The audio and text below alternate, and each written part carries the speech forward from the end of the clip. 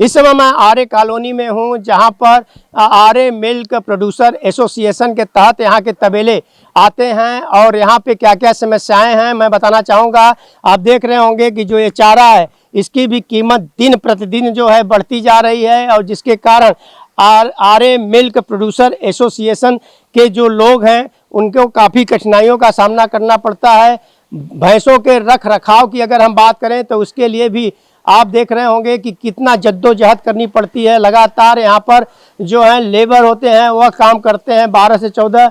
वही भैंसों गर्मी जब होती है तो इन भैंस को नहलाया जाता है पानी से, और इन्हीं सारे मुद्दों पे बात करने के लिए हमारे साथ हैं यहाँ के मालिक, और ये भी हम बताएंगे। और वहीं दूसरी तरफ मैं आपको ये भी बताना चाहूँगा कि जब यहाँ पर कोई जो लेबर है वह जो भैंस का जो होता है गोबर, उससे जब वो खाना बनाते हैं उससे जब धुआं उठता है तो उसे लेकर के बिल्डिंगों के लोग जो हैं आरोप प्रत्यारोप लगाते हैं, पुलिस में शिकायत करते हैं। ये भी इन लोगों की परेशानी है कि और देखा जाए तो आर्य कॉलोनी जो है काफ़ी पुराना है और तबेले जो है दशकों पहले से यहाँ पर चलाए जा रहे हैं। मैं सबसे पहले आपसे जानना चाहूँगा कि यहाँ का तबेले का निर्माण अगर देखा जाए तो ये कब से है? ये 1949 से है। अब क्या क्या दिक्कतें हैं? दिक्कतें तो यहाँ पे ऐसे है कि हमारे जो रोज़मर्रा की समस्याएं हैं, जैसे कि महंगाई बढ़ती जा रही है, रख रखाव बढ़ते जा रहे हैं, तो कॉस्ट बढ़ता जा रहा है, हमारे ऊपर प्रोडक्शन कॉस्ट बढ़ता जा रहा है। लेकिन बाहर की भी महंगाई और वो सब देखते हुए और ग्राहकों को भी देखते हुए अगर हम दूध का भाव बढ़ाते हैं तो हमारे ग्राहकों के ऊपर दबाव बढ़ता है, तो या तो दूध कम कर देते हैं या दूसरे अदर ब्रांड्स पे चले जाते हैं। इन सब बातों को मद्देनज़र रखते हुए हम लोगों ने इस बार दूध का भाव नहीं बढ़ाने का फैसला किया। इसके इतर हमारी और समस्या, जैसे कि जब ये आर्य मिल्क कॉलोनी बना था, बसाया गया था, तो ये दूध उत्पादन के लिए तो शहर से तबेलों को स्थलांतरित करके मुंबई शहर से एक जगह पर बसाया गया था। इसका उद्देश्य था कि मुंबई शहर की ज़रूरत को, दूध की ज़रूरत को पूरा किया, शुद्ध और अच्छा दूध लोगों को, ताज़ा दूध मुंबई करों को ताज़ा दूध पहुंचाया जाए। मैं आपसे जानना चाहूँगा कि अभी तक देखा जाए तो इतने जो तबेले हैं 8 नंबर, 10 नंबर, 12 नंबर, तो कितने भैंस यहाँ पर, कितने जानवर हैं और उनके और कितने तबेले हैं? टोटल यहाँ पर 32 यूनिट हैं। इस वक्त हम जब जहाँ खड़े हैं ये यूनिट नंबर 3 है। ऐसे टोटल यूनिट 32 यूनिट्स हैं। 32 यूनिट्स में 19,000 जानवर हैं। सब दूध देने वाले जानवर रहते हैं। यहाँ पे लगभग 1.5 लाख लीटर पर डे का प्रोडक्शन होता है। तो ये जो दूध प्रोडक्शन होता है ये मुंबई शहर में ही जाता है कि बाहर? नहीं, ये तो सिर्फ मुंबई शहर का पूरा का एक हिस्सा भर है। मुंबई शहर को पूरा करने के लिए, मतलब एक छोटी सी उसमें कंट्रीब्यूशन है मुंबई शहर की ज़रूरत को पूरा करने के लिए। पिछले दिनों एक मुद्दा उठा था कि तबेलों को हटाने की बात की जा रही थी। आप लोग ने, आपका एसोसिएशन जो है इसके विरुद्ध जो है मंत्री लोग से मिला था, तो क्या आश्वासन मिला?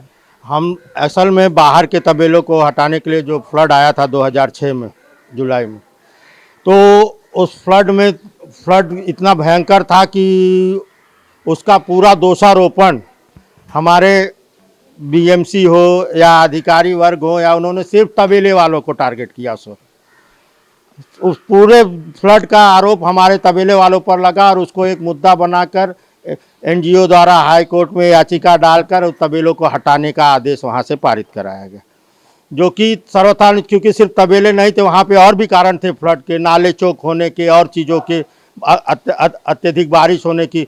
लेकिन मुद्दा सिर्फ बनाया गया कि तबेले वालों की वजह से हुआ और उसका शिकार बने सिर्फ तबेले वाले, जिसकी वजह से आज उनको यहाँ से हटाने का आदेश दे दिया गया है। और बीएमसी भी लगातार बाहर के, आर्य कॉलोनी के बाहर के तबेलों को हटाने के लिए नोटिस वगैरह दे रही है और उनको उचित व्यवस्था भी नहीं कर रही है कि कहाँ जाकर वो करें। उनको दाबचेरी, जो कि बहुत दूर है। लेकिन आप लोगों ने तो सरकार से मांग की थी कि उतना दूर अगर मेरा तबेला चला जाएगा तो वहाँ से ताज़ा दूध मुंबई तक लाना बहुत मुश्किल हो जाएगा और दूध आने में कई घंटे लग जाएंगे क्योंकि ट्रैफिक जाम रहता है। तो क्या मिनिस्ट्री की तरफ से या सरकार की तरफ से आप लोगों की बातें कुछ सुनी गई? बातें तो सुनी जाती है लेकिन कोई आश्वासन ठोस नहीं मिला है।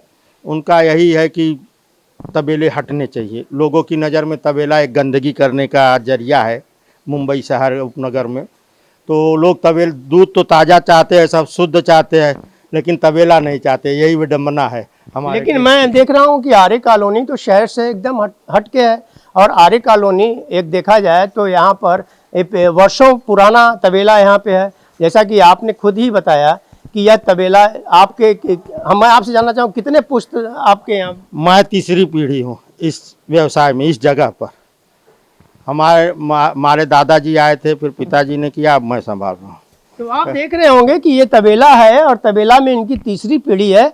आप इधर देखें तो आप भैंसें हैं यहाँ सैकड़ों की संख्या में हैं, और इनके रख रखाव, इनके रहने के लिए व्यवस्था, खान पान के लिए व्यवस्था किया जाता है। और उसके बाद दूध निकालने के लिए भी इन्हें भोर में ही उठना पड़ता है, और शाम के समय 3 बजे से ही दूध निकालने का प्रक्रिया जो है शुरू हो जाती है।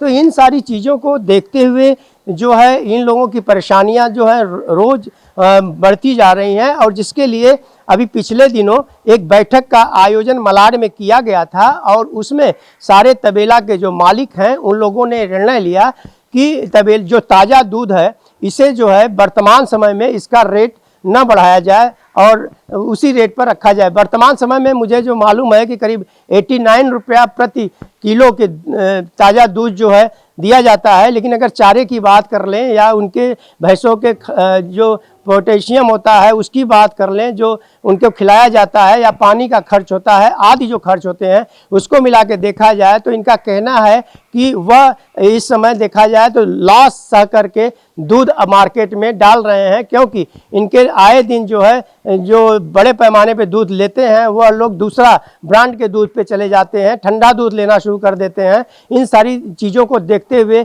इस बार जो है रेट में बढ़ोतरी भी नहीं की गई है, और दूसरी तरफ सरकार की तरफ से लगातार इन्हें कोई ना कोई एक नोटिस दी जाती है, उसे भी लेकर के ये लोग परेशान है। और कहने की बात यह है कि अब इसका निराकरण कब होगा देखने की बात होगी। कैमरामैन बाला के साथ हरीश तिवारी।